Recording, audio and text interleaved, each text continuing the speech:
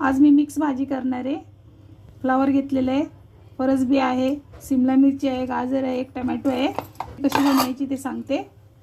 कढई गरम झाली माझी, त्याच्यामध्ये तेल टाकते।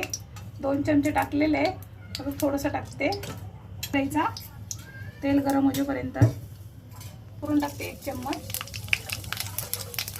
मिरची टाकते, मिरचीला चांगलं भाजून घेते। पहिलं कांदा टाकते एक,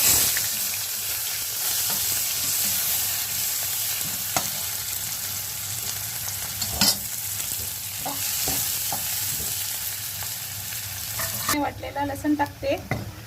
तर म्हणून मी पहिलं थोडंसं मीठ टाकणार आहे। आता मसाले ऍड करते। आता मीठ टाकते 2 चम्मच, धनिया पावडर टाकते 2 चम्मच, पावडर 2 चम्मच, हळद अर्धा चम्मच, हा गरम मसाला पावडर आणि घेणार आहे।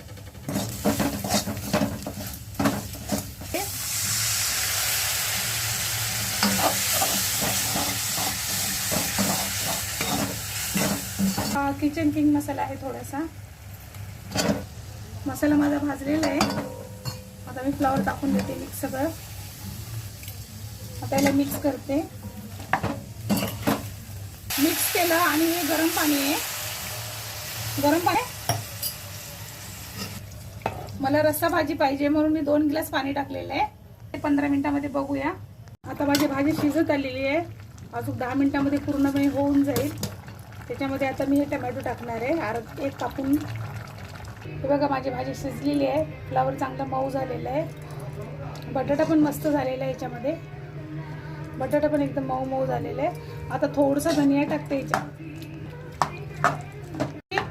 असं मॅश करून घ्यायचं म्हणजे भाजी खूप मस्त होते। आणि असं वरतून थोडंसं हे धनिया टाकून द्यायचा आणि मिक्स करायची। झाली भाजी, आता खाण्यासाठी रेडी आहे।